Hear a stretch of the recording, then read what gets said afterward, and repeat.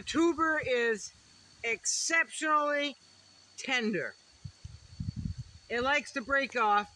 If any of you have ever grown sweet potatoes, they're way more sensitive than a sweet potato as far as you can't yank on them or they'll just break right off. They're very crisp.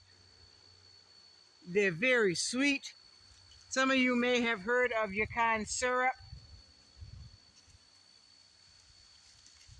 It has a lot of sugar content, but like the Jerusalem artichoke, it doesn't turn, diabetics can eat the syrup, eat the root, and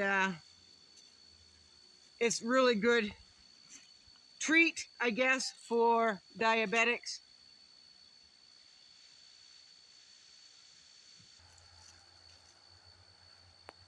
I don't know if I'm down far enough or not. We're gonna try it.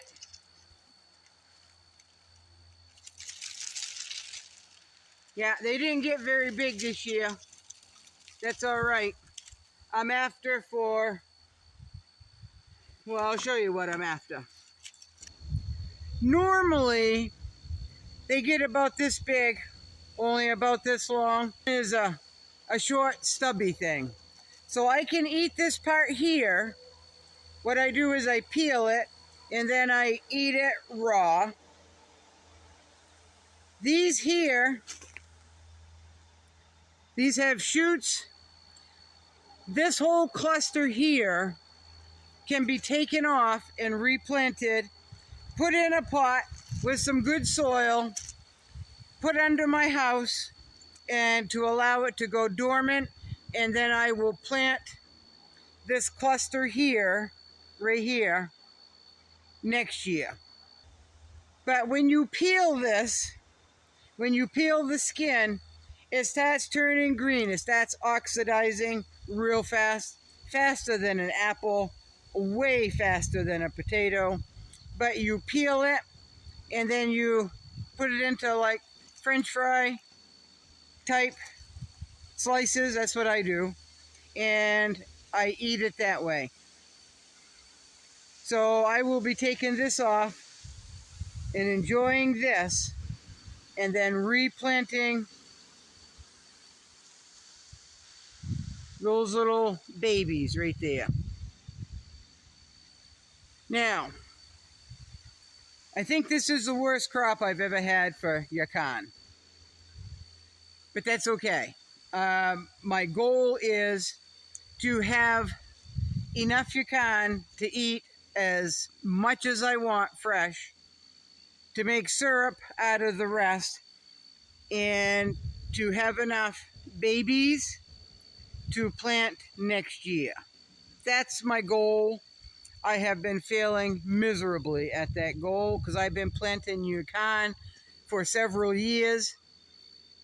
They do not ship well. These little babies here, right here, they do not ship well. The starter plants do not ship well at all, folks. So one year I had 4 Yacon plants, and that was my first year. I had 4 Yacon plants, and I can't remember what happened, but something drastic happened, and I lost them all. So I had to order some more. I ordered from 2 different companies. By the time they shipped it and by the time that I received it and opened the package, they were all rotted. These do not ship well. I'm just telling you that. So plan for that. But this Yacon here can be rinsed off, peeled, and eaten fresh. It can be made into syrup. Of course, that's not enough to make for syrup. That's not even hardly enough to have more than 2 treats from. So, like I said, they're very sensitive. But one year I planted 4 Yacon plants, and it was the perfect season for them. And I got Yacon like this. I mean, they were huge. I was giving them away, having people try them to see if they like them. Everybody liked them. They are crisp. They are There's quite a bit of water content, but not so much that you bite into the crispiness and water squirts out. But it has quite a bit of moisture in it. So that's what I like to plant these for, is fresh eating, just like I do the kohlrabi. I really like my root vegetables, folks. Kohlrabi is one of my absolute favorites to pull one up. I keep a knife right out in my garden. It's a paring knife right out in my garden, so I can pick a kohlrabi, peel it, and eat it right there. Really good, folks. So I like my root vegetables.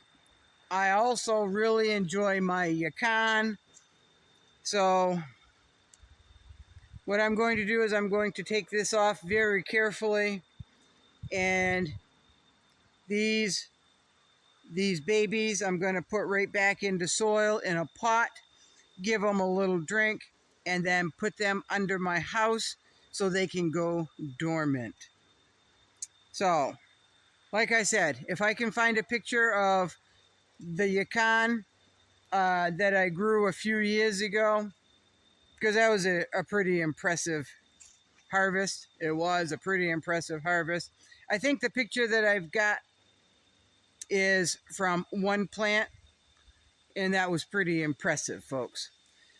So right now we've had a few light frosts. The very first frost that I had here was quite a few weeks ago, and my windshield on my vehicle was all iced over. It hit a lot of plants in the garden, the very sensitive plants, but over here, where I am right here, it's pretty sheltered, but it doesn't take much frost to kill off the plant itself. But the Jerusalem artichokes is another root vegetable that I really like raw, and we haven't had a hard frost yet. They're starting to, the leaves are starting to yellow up here and there, but they just started blossoming too. So after the first real hard ice frost, more than what we had like 3 or 4 weeks ago, they will die back. And about 2 weeks after that first hard frost is when I like to dig my Jerusalem artichokes. So that'll be another video coming up. I do a Jerusalem artichoke video every year. But I like my root vegetables. I really like, for some reason, I really like vegetables from the Andes, and I really like my vegetable seeds from Italy. I didn't realize that until a few years ago when I went through my seeds and I started going back to where they come from originally and how they cook them. And I had 2 columns. I had an Andes column, and I ended up with an Italian column. Mostly those are the variety plants that I grow. They're either from the Andes or they're from Italy for some reason. That's just what I like. I plant what I like. I plant what I'll eat. And they just happen to be from the Andes and Italy, right? It's just the way it is. But I'm happy. I didn't expect to even get one that big this year, so I'll really savor this. I have been picking up, the community garden is all picked up. The fence has been taken down. The stakes I've still got to collect the stakes. They're in 2 piles. So I've got to do that. I stirred my compost. One of the half cut off 5-gallon buckets that I had a plant in the garden, I dumped that into my compost pile, and on the bottom of the holes where they were allowed for drainage, I found 3 tomato hornworm pupa. 3 tomato horn pupa. They were about 3.5 inches long. So I don't want tomato hornworms next year, so they went bye-bye. So there's 3 less I don't have to worry about propagating, right?